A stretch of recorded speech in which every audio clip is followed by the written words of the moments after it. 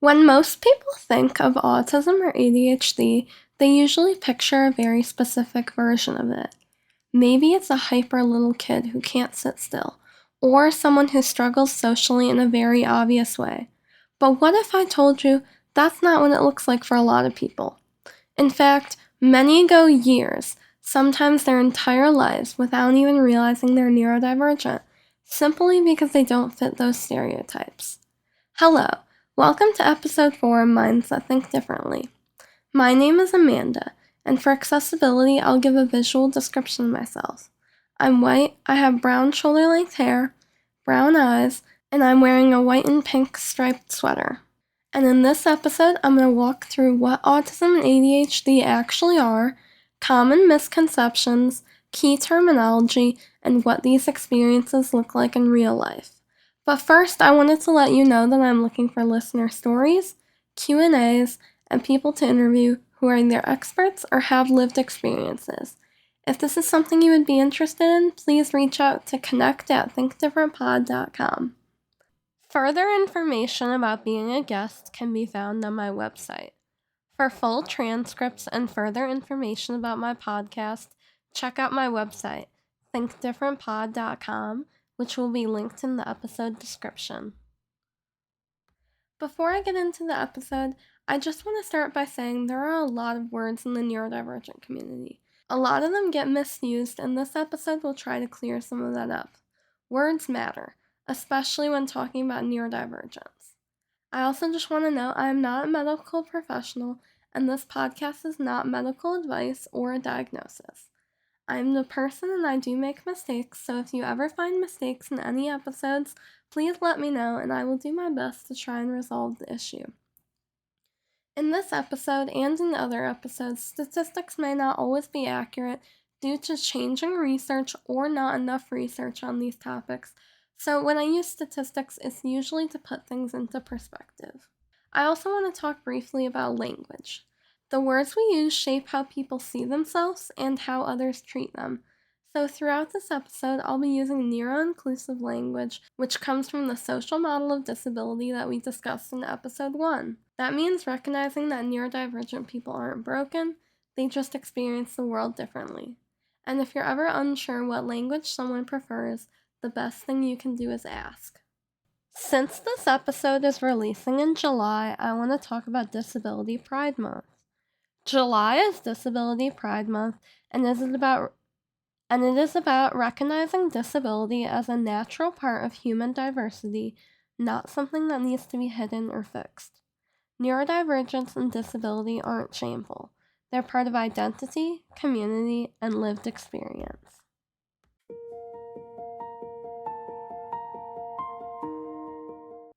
Let's start with the mailbox section.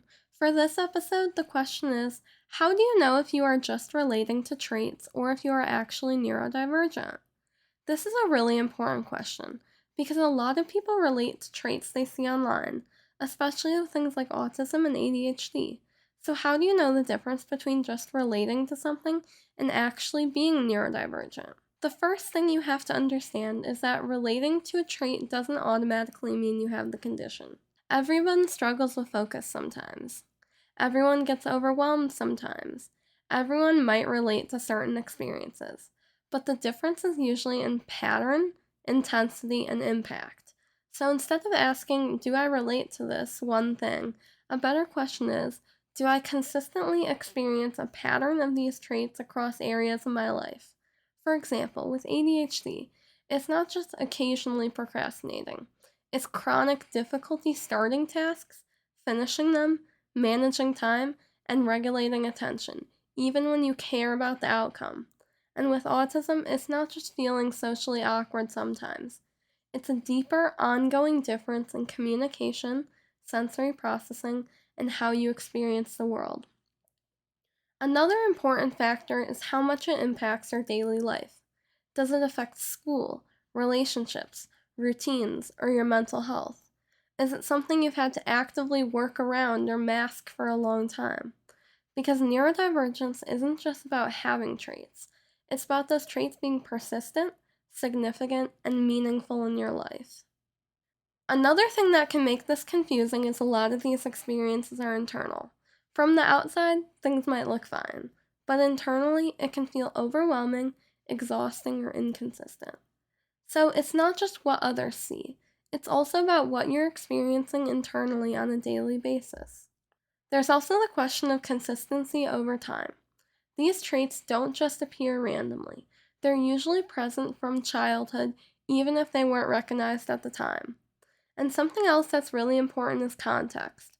Sometimes traits can overlap with other things like anxiety, depression, trauma, or even just stress. That's why it's not always simple or clear cut. So if you're trying to figure this out for yourself, it's not about labeling yourself based on one video or one checklist. It's about looking at patterns over time, doing research, and understanding your own experiences more deeply. And in this space, I do support well researched, thoughtful self identification, but that means taking the time to really learn, reflect, and if possible, seek professional input if that's something that's accessible to you.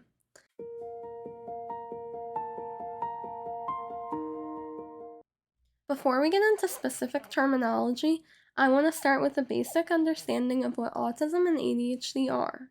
You may have heard of something called the DSM-5, which stands for the Diagnostical and Statistical Manual of Medical Disorders, 5th edition, which is basically the handbook that clinicians use to diagnose different conditions, so the criteria is standardized. The way the DSM-5 defines conditions can sound very clinical. For example, autism. It uses phrases like deficits in social communication and restricted or repetitive behaviors. But what does that actually mean?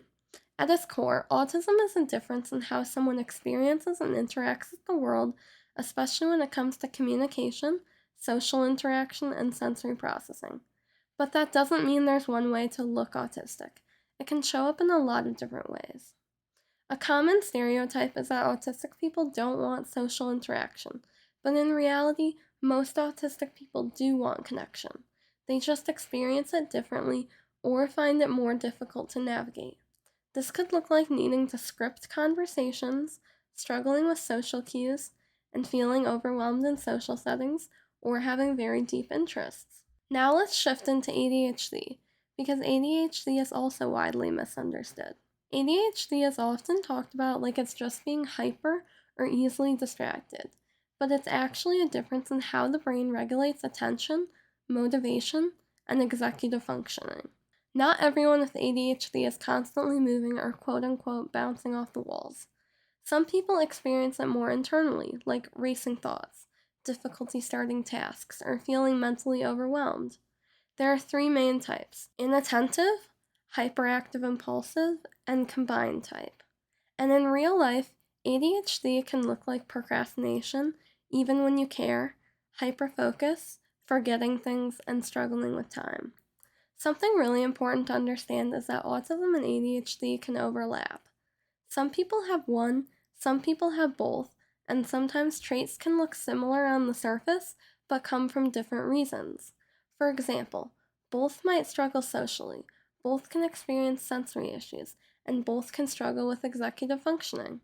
That's why it's not always simple or clear cut. Now I want to talk about language, because the way we talk about neurodivergence shapes how it's understood. There are a lot of phrases people use casually that can actually be harmful even if they don't mean them that way. For example, saying everyone is a little autistic or a little ADHD. That isn't accurate because not everyone is. You can relate to traits without having the condition. Another example is saying you don't look autistic, or telling someone they do or don't look autistic is misused because there is no one way to look autistic, and these ideas often just reinforce stereotypes. And then there are phrases like just focus, try harder, or act normal. These don't help. They place responsibility on the person without offering support. A better question is, what's making this hard? Or what support would actually help here? Even words like normal or weird can carry a lot of meaning. The word normal was a term coined by a statistician, and later it was applied to humans that anything outside of the bell curve was bad. In a similar manner, the word weird is also stigmatized. Using different or more neutral language is better because weird reinforces that difference is a problem, but difference isn't inherently good or bad, it's just difference. Telling someone to act their age is harmful because it reinforces the idea of infantilization and childishness, that neurodivergent people are childish. A better thing to say would be what support would help in this situation. Being told to act their age is something autistic people are told a lot. Language around support can also be harmful. Trying to fix behavior or cure conditions is incredibly harmful because this can lead to more stigma and internalized ableism. Why do people think we need a cure for autism? Because it was framed as something bad. But that's not true. Just like nothing is bad about difference, neurodivergence doesn't need a cure, and neither does autism. One of the most talked about and often misunderstood parts of neurodivergence is special interests and hyperfixations. First of all, what is the difference? Special interests are long-term, very deep passions. These can last years and become a huge part of someone's life. Hyperfixations, on the other hand, are usually shorter term. They are still very intense, but don't last as long. But both can be very intense and all-consuming. You can have more than one special interest or hyperfixation, and you can have both. It is not black and white. For example, I'm autistic, as I said in episode 1, and my special interest is language and linguistics. I spend most of my free time researching language and linguistics, and I'm learning 8 languages. It is something I've been passionate about for more than 5 years, and I will talk a lot more about my special interest when I make a whole episode about special interests, but learning languages is something that makes me very happy. But it's not always something everyone understands. I can become very immersed in language learning and sometimes spend my whole day researching language and linguistics, and you will see throughout this podcast the sections about language and linguistics will be heavier, just because that's something I really enjoy talking about.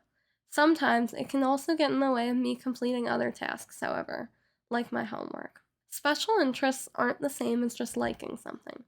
They're much more intense, and many people can talk about them for hours. Sometimes they can even become overwhelming if they take up too much time or energy. Now, hyperfixations are usually shorter term interests. I had a hyperfixation on names a few months ago where I spent weeks researching them, organizing them into categories, making huge spreadsheets of them, and then I just stopped completely and never went back to it. And that's something a lot of people experience. This connects to a concept called monotropism, which basically means that your attention focuses very deeply on a small number of things at a time. This can lead to expertise in one topic, but can also make it harder to switch tasks, cope with interruptions, or process multiple inputs at once. Monotropism also relates to autism. Being monotropic means that you can enter a flow state, which is deep immersion in an activity, heightened focus, creativity, and satisfaction. Monotropism isn't about being rude or talking too much. It's often just excitement and wanting to share something. You might also hear the term info dumping, which is when someone shares a large amount of information about a topic they're excited about. And this is often misunderstood. It's not about being rude or dominating a conversation, it's usually about excitement. It's about wanting to share something meaningful. Personally, I info dump a lot, and you will definitely see that on the podcast. I just get so excited about learning things, and I want to share all the information with everyone else. A lot of these episodes will have a lot of information, but I will try to add pauses, reflections, and breaks. So why does all of this terminology actually matter?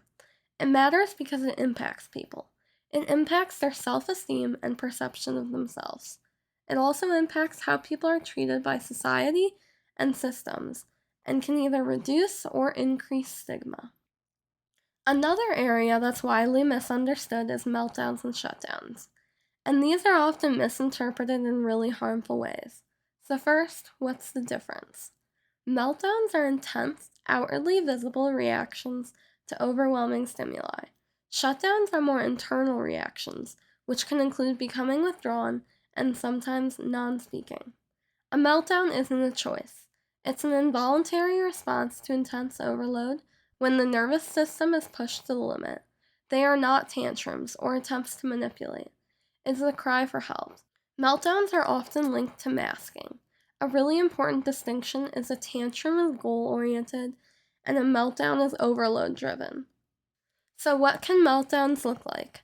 Crying, screaming, throwing objects, flapping, withdrawing, zoning out, running away, self-harm, intense stimming, and they can usually last between 10 minutes to an hour, but it's usually around 20 to 30 minutes for most people. So what are some signs of meltdowns for those around the person? Anxiety, such as fidgeting or rocking, and heightened sensory sensitivity. Meltdowns have a lot of the same causes as shutdowns. It just depends on the person. It's a lot like fight, flight, or freeze. Autistic people who go into shutdown have more of the freeze response, and those who go into meltdowns have more of the fight or flight response. How can you support someone having a meltdown? Staying calm, giving them space, not touching them without permission, and moving slowly and calmly. If possible, try to give them peace and quiet, such as noise-canceling headphones or sometimes singing or humming a relaxing song. There is also recovery time after a meltdown, so respect that as well. Adults can also experience meltdowns and shutdowns. During the event of a meltdown or shutdown, you should not try to force obedience or interaction. You should try to find a safe, calm place and an environment that will have less stimulation if possible. Sometimes this may mean completely leaving, even if you are supposed to be somewhere. Meltdowns are one of the most misunderstood things about autistic people. A meltdown is not a tantrum. For example, a tantrum would be if a child wants something from the store and the parent says no and they start crying to try and get the parent to buy it. Meltdowns, on the other hand, would be if you are waiting in line at a theme park or similar and a person becomes distressed from the noises, sights, and people all around. And remember, adults can have meltdowns too. It's not just children. Shutdowns are the nervous system's means of self-protection from the stimuli. Meltdowns and shutdowns are both common in autistic people. Someone being in a shutdown does not mean they are okay, although it can be harder to tell when people are experiencing shutdowns since the symptoms are internal. Shutdowns can be misinterpreted as laziness, defiance, or disengagement. For those who internalize stress, shutdowns can be more frequent than meltdowns, and without proper support, shutdowns can lead to burnout. Shutdowns are not a sign of laziness or defiance, they are a coping mechanism. What are some signs of shutdown for others around the person? Fatigue, tiredness, unresponsiveness, or short responses, less coherent answers, passive demeanor, if they can't articulate their emotions, decreased interest in the environment, stimming. But every autistic person is different, and there will be different signs for each person, and also not all autistic people have shutdowns. As an autistic person, what are some signs that a shutdown is going to happen? Confusion, fatigue, headaches, irritability, feeling cut off from emotions and others. What causes shutdowns and meltdowns? Many things can cause them, and again, it depends on the person, but they are usually caused by stressful situations such as an inconsistent routine or changes in the routine, big life changes like moving, marriage, divorce, sensory triggers, a new medication, or feeling like there's a lack of control in your life. So I talked about sensory stimuli in my sensory sensitivity episode, but how can they contribute to shutdowns and meltdowns? Remember that sensory stimuli includes auditory, tactile, visual, olfactory, as well as the other three senses. Shutdowns can be caused by having many meltdowns in a row or on concurrent days. How can you support someone having a shutdown? You should prioritize the safety and well-being of the person by taking them to a calming environment, using a calm tone, and respecting their boundaries and personal space. Don't pressure them to communicate. Try to reduce the exposure to chronic stressors.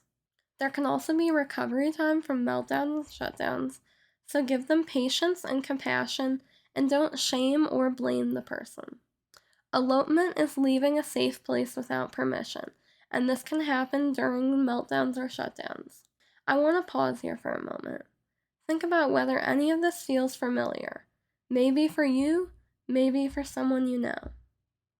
I want to briefly pause and give you some time to think about how the experiences I have described apply to you or someone you know, and how your understanding has changed, or maybe you have new language that you didn't have before. Similar to meltdowns and shutdowns is burnout, specifically autistic burnout. Burnout is a state of exhaustion and social withdrawal. It comes from the strain of navigating neurotypical environments such as masking autistic traits, suppressing needs, and enduring sensory discomfort. Burnout isn't just about being exhausted. It's also emotional withdrawal from the world around you, which leads to the detached and drained feeling. Burnout can last weeks, months, or even years. What are some signs of autistic burnout? Increased sensory sensitivity, executive function difficulties, sense of emotional numbness or detachment, heightened anxiety or depressive symptoms. It is often mistaken for depression or fatigue. Recovery from burnout requires reducing demands, increasing accommodations, and unmasking. If burnout isn't addressed, it can lead to long-term trauma.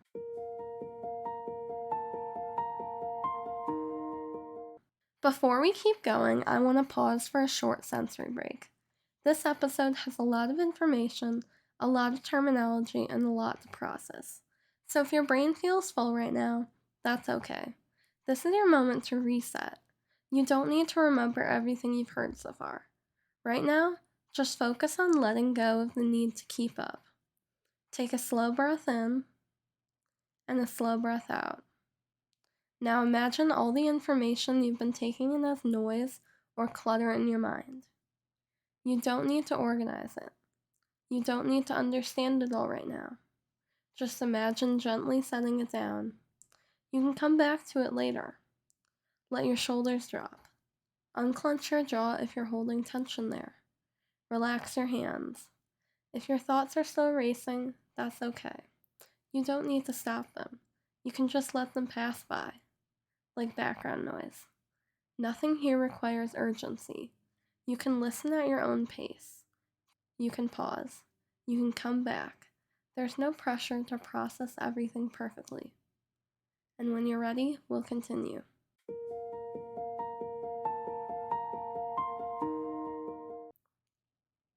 Now I want to shift gears to some more ADHD related terms. And I want to say this clearly. If you don't remember all these, the goal is just to give you language for experiences you might already have. Executive function is a word you will hear a lot because ADHD is about struggling with executive function, which includes mental skills like organizing, planning, focusing, and remembering. Time blindness is having issues perceiving time or how long something can take, which can lead to overscheduling days or difficulties with time management. It's not a conscious choice or an intentional disrespect of others' time. Task paralysis is feeling stuck, wanting to start a task but not being able to. Body doubling is a strategy used by ADHDers to improve or direct focus to a task. This means working with another person, even if they are just in the same room.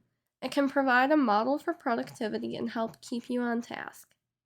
Habit stacking is a method to make sure habits are completed, starting with something that is already part of your routine, such as having lunch, then identify what you want to have done. Whether it's a clean kitchen or exercise, attach a new habit to the old routine, like cleaning your dishes after every meal or going for a walk after lunch.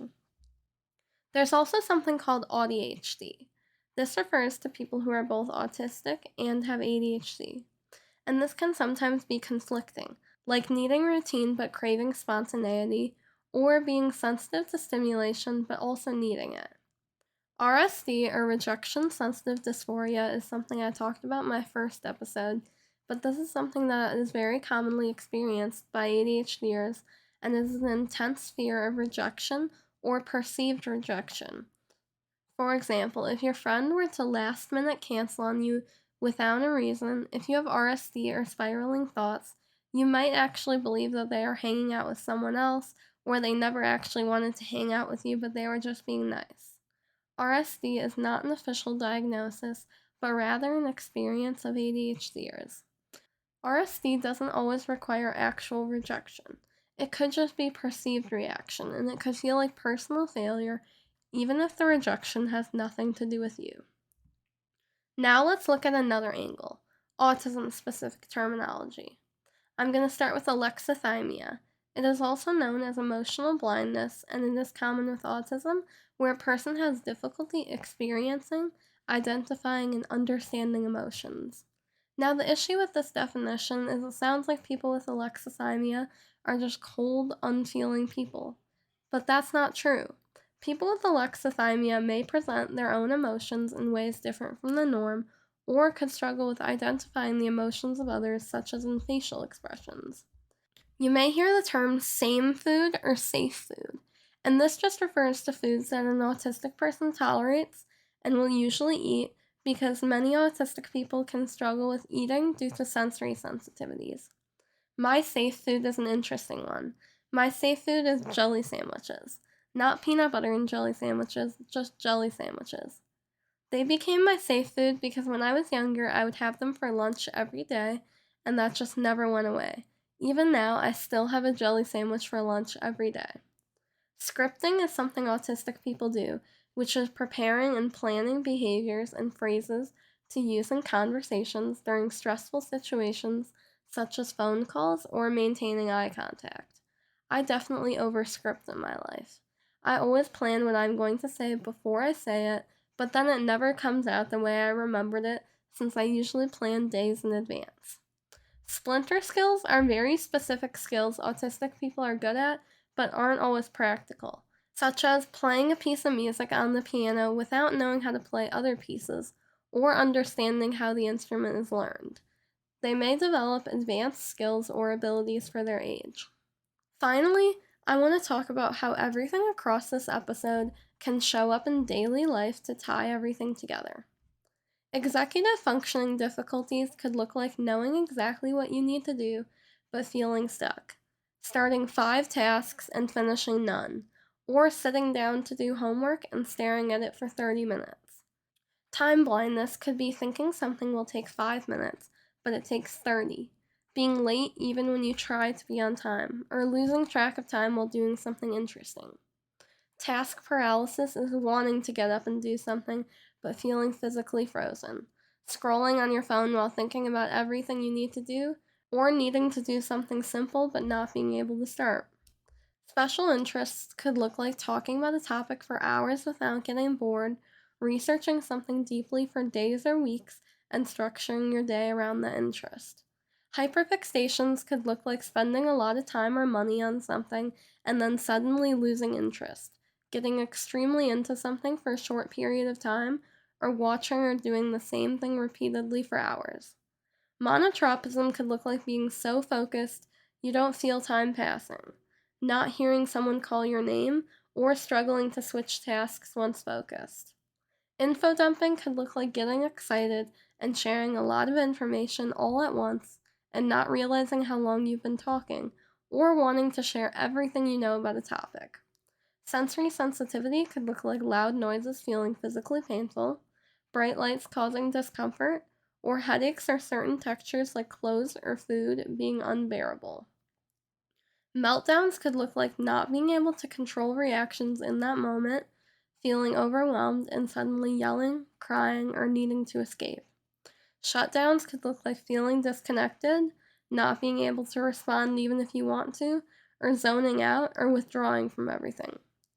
Burnout could look like feeling constantly exhausted even after resting, or losing skills that used to be easier, or withdrawing socially.